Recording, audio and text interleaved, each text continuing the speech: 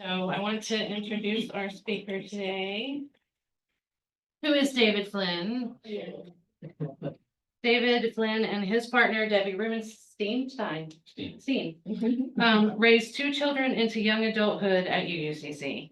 During this time, David has been an active facilitator and youth mentor spanning all ages in children and youth RE, our whole lives, and coming of age programs. In addition, he served on multiple teams, including CYRE, Children and Youth Religious Education, the Stewardship Team, the Community Sunday Planning Team, and the Open Door School Board.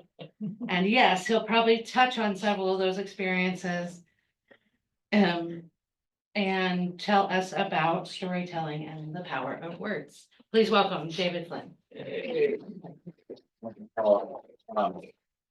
Yes, my name is David Flynn. My pronouns are he, him. And there may have been some false advertising in that, as I wrote it before I actually had written Credo. So when Paula first asked me if I would present my Credo, I said, sure, why not? I'll just pull out the one I did a couple of years ago, dust it off. People have short memories. They really won't remember what I said, and I can just freshen it up a bit. Well, I pulled up that old Credo this week, you know, the one from a couple of years ago. Yeah, try more like 5 years ago. And oh, the difference a half a decade makes. When I last presented a Credo, it was 2020. The pandemic was in full swing, and I was reading my Credo to a bunch of tiny faces in rectangular boxes on a screen with questions and comments popping up in the chat as I talked. So yeah, that's about right. So, all right, okay, so it's old. That's fine, but I'm sure it held up, right? Well, in my opinion, not so much. As I poured over the old presentation earlier this week, my overwhelming judgment was that this alleged Credo was really more just a conglomeration of personal histories and observations with a thin veneer of storytelling to excuse sticking them all together. To be fair, the assignment was to write about to what I give my life, AKA my great overriding passion. And honestly, as I tried to articulate in my prior Credo, I'm just not that binary. Rather than a this above all else, I'm more of a yes and person. The truth is, though, that I relish any opportunity to tell stories, not a story, stories plural. So this time around, that's what I'm going to do. Buckle up. Oh, and for those of you who are keeping count, I've probably had at least 2 stories so far, so feel free to mark your bingo cards. I've been fascinated by stories and the power of words literally as long as I can remember. That's an actual literally, as long as I can remember. My mother reminisces that as a child, I did not talk for a long time, so long that she started to worry. And then one day I suddenly started talking in full sentences. I think perhaps I was taking in the world and considering what I wanted to say before I committed to anything. For most of my youth, I had my nose stuck in a book while eating breakfast, tying my shoes, riding to school. Honestly, folks, if I could have brought a book in the shower, I probably would have read while washing my hair. I think what I found so compelling about reading and books at that age was the creation of entire and often unique worlds, of a seemingly endless array of adventures I could go on, all from the comfort of my home, or car, or the back of the class when the teacher wasn't paying attention. It was almost as if the words unfolded themselves into my brain, morphing and coming to life in little movies that played in an invisible theater with an audience of one. I also enjoyed writing stories, partly because people seem to enjoy the stories I told, but mostly because somehow the very act of writing, of putting pen to paper, seemed to spontaneously call into existence whole new characters and whole new worlds. I think that also marked the beginning of my understanding of the importance of which stories we tell and how we tell them. And this understanding grew and became more nuanced as I transitioned into the adult world and began putting my creative energy into compelling presentations and award-winning emails. Okay, I know, it sounds lame and uninspiring and, well, lame. And in a way it is, but here's the thing. There's real power in figuring out how to articulate something in a way that captures someone's imagination, even about something as mundane as an IT strategy or the rollout of a new system. When you can put words together in such a way that you make a connection, that you bring both understanding and engagement, you create a common space in which you coexist with others and from which you can accomplish a great many things, and sometimes even great things. Honestly, I think we all tell stories, whether we know it or not. Think of the last time you were in a social situation, maybe up in Freeman Hall for coffee hour or at a party where you met someone new. Maybe you shared a bit about where you came from or what you did last weekend, or asked them what their favorite hobby was. Whatever it was, you were exchanging stories. Or what about the last time you were on the road and somebody cut you off? I bet you had a whole backstory about that person's family and their character or lack thereof. Debbie, my wife, likes to say, tell the story that makes you happy. And I think she intends for me to make up something nice about the other person, like that they're rushing off to a sick relative or something like that. I tell her that it makes me happy to imagine that the person's an idiot. And then, of course, there are the stories we tell to ourselves, about ourselves to ourselves. At the start of 2023, I was fortunate enough to be able to take a 6-month sabbatical. I did a lot of things with this time. I took my daughter on some college trips. I spent time with my family, and I worked on the projects that I thought were important. One of the things I did was to take time to think about who I was, what I was good at, and what I wanted. One realization was that I had a lot of stories about myself that I had built up since childhood. I never erased any, I just laid new ones on top of the old ones. I had stories layered upon stories about my strengths, my weaknesses, my passions. Really, it was a jumbled mass of conflicting stories that really muddied my view of who I was and what I was about. So I started talking to friends and colleagues, asking them, where did they see me thrive? Where should I have delegated more? Pro tip, don't ask people what you're bad at. They don't want to tell you that. But most of them will tell you what you could have delegated more.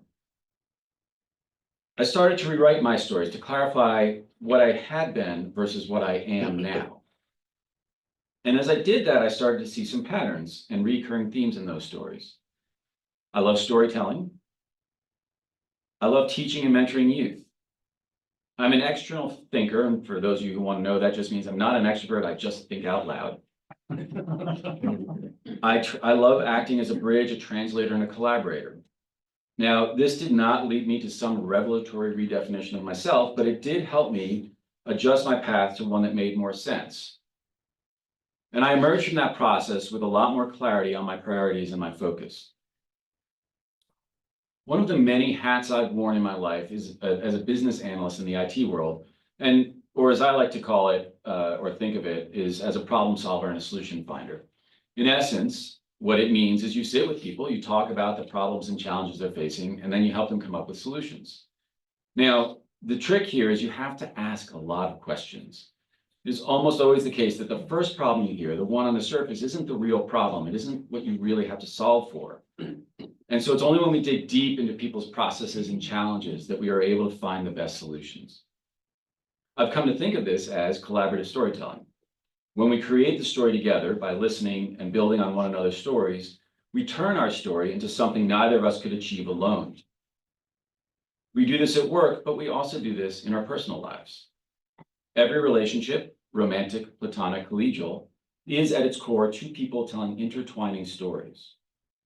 The ebb and the flow of the stories, how they mesh together, how they complement one another, this all has to do a lot to do with how the relationship evolves. And of course, sometimes two people's stories can conflict, can take away from one another and tear each other down. So yes, at our best, telling stories is a way for us to understand the world and to connect with one another. But here's the thing I really didn't think about fully and understand until very recently. Stories are life, and life is stories. The act of living is the creation of a story. Maybe this is why the medium of storytelling is so powerful, because it is a language of life. In Judaism, there's this concept of the new year that God writes you into the book of life. And I love the image of life as a book, because a person's life is really a series of stories built upon one another, sometimes in harmony, sometimes at odds, to create an epic tale that is unique to that person. But we rarely tell our stories or live our lives in a vacuum. And they become more powerful when we tell them in collaboration with others. At the best, our stories amplify one another, build upon each other, and go in unexpected and hopefully wonderful directions. My wife, Debbie, and I started telling a story together over 26 years ago. It's full of romance, plot twists, new and interesting characters who get lots of great character development. It's a little risque in some parts, and it's sad or scary in others. But it is never boring because it never stops changing, and no matter what happens from here, it will be one of the greatest stories of my life. So really, I guess at the end, what I'm saying is go out, write another chapter in your story, find a loved one or a friend or even a total stranger, and engage in collaborative storytelling to create something you could never even imagine on your own. Thank you.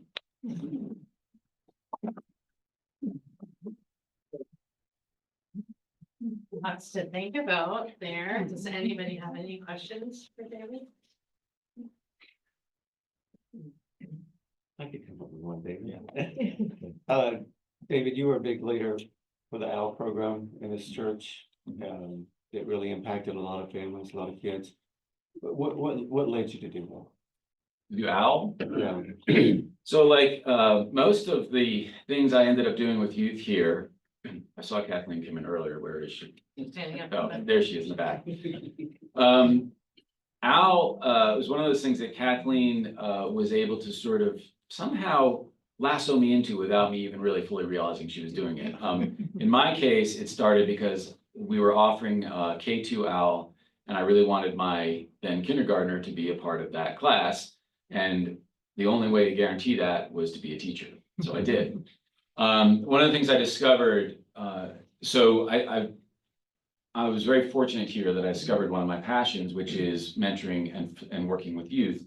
And that was because, again, I sort of didn't plan on doing it. It just sort of was, hey, here's an opportunity, try it out, right? And then I did it. And so with OWL, once I taught it once, and especially once I'd gone through the training, I realized how incredibly important this is and how much it's missing from our world. This is really, you know, OWL is, I always have trouble describing it to people because it is, yes, it's sexuality, but it isn't just sexuality. It's about relationships, it's about power, it's about how we treat ourselves and how we treat other people. And I think we so often miss that for our youth and miss the idea of our sexuality as just one aspect of our whole beings, right? So that's kind of the roundabout story of how I got into OWL.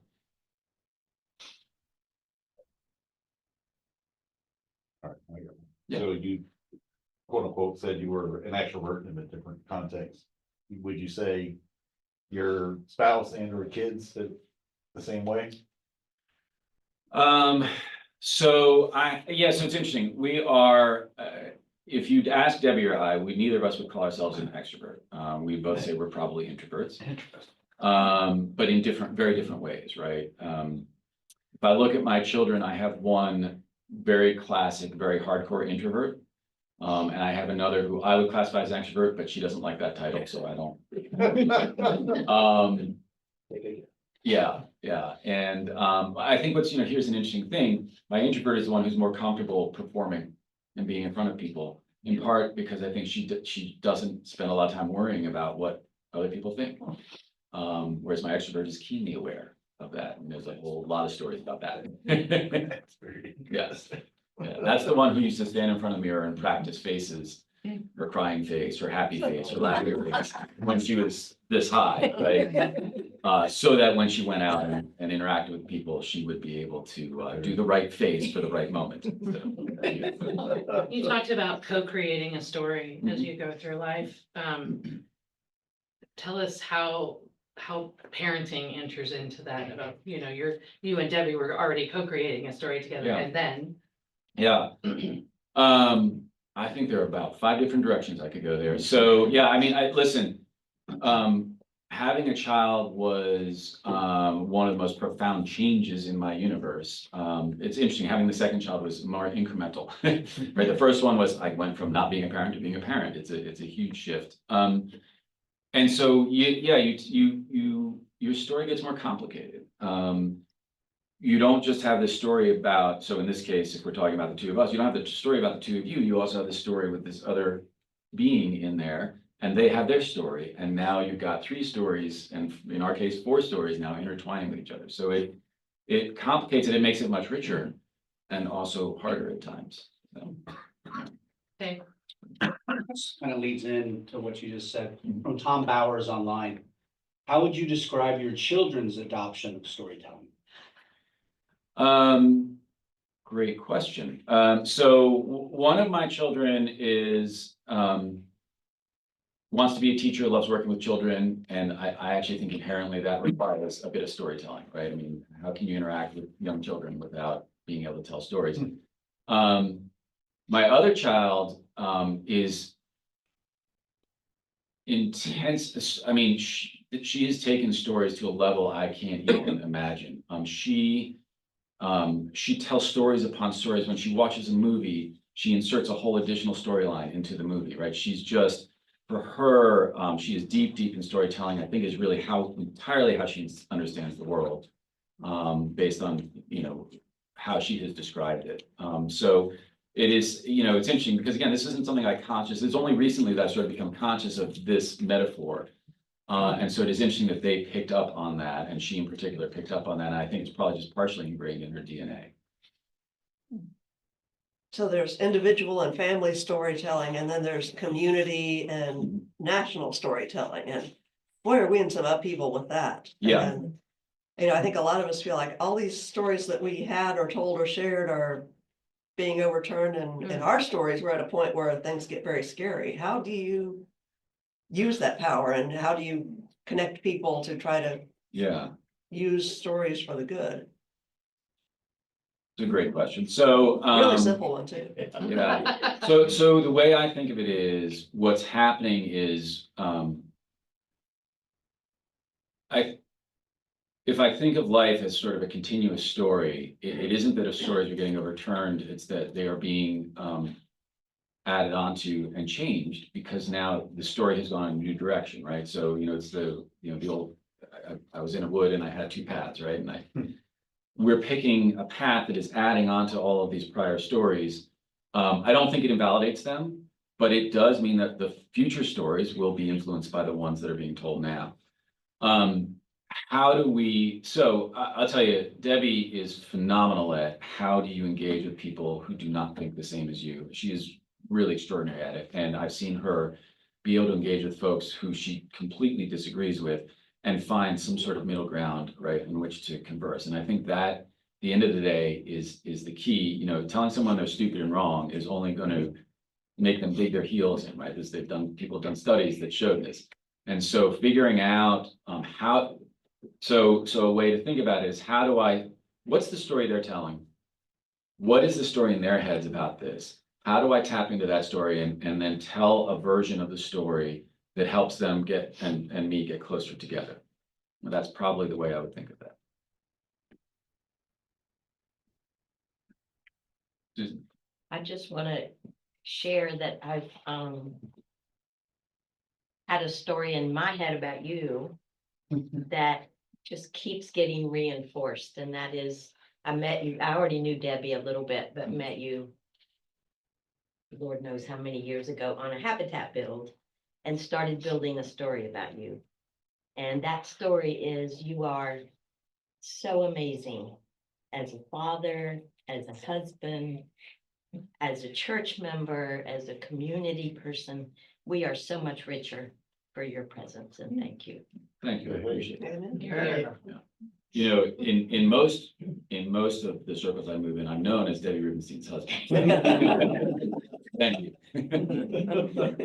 I wondered about what religious communities you had relationships with through your life, and what kind of stories kind of attracted you or not attracted you to them.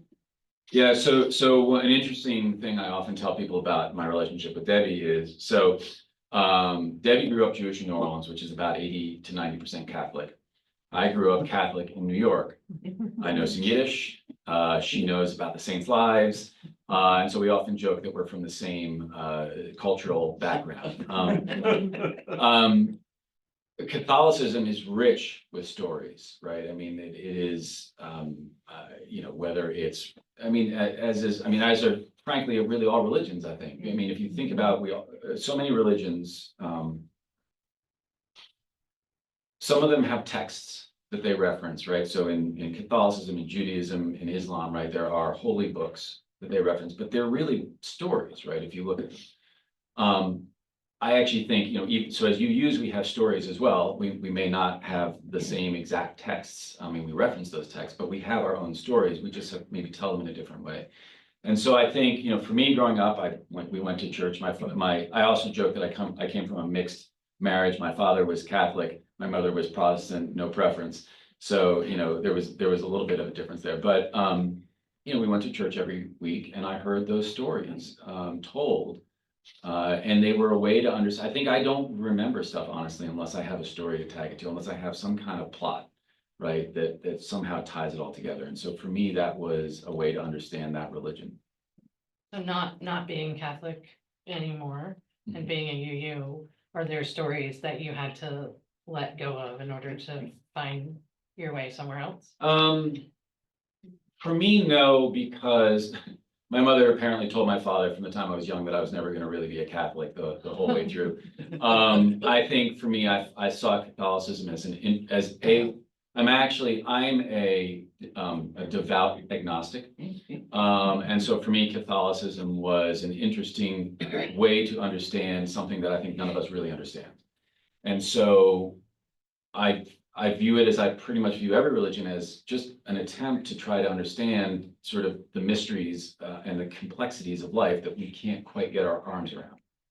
So in that way, no, I didn't have to leave anything behind. I kind of kept it where it was, which is, this is an interesting perspective, right? Anything else?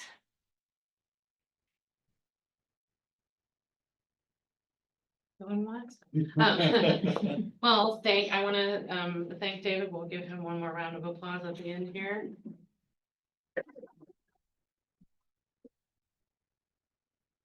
Appreciate you sharing your story, part of your story with us, and I will second that we're very lucky to be a part of your story and you to be a part of ours. I feel very, very blessed to make it myself. So thank you all for being here. Our next Credo is third Sunday of March, which is the 16th again. And we'll have somebody else who is yet unknown to speak with us.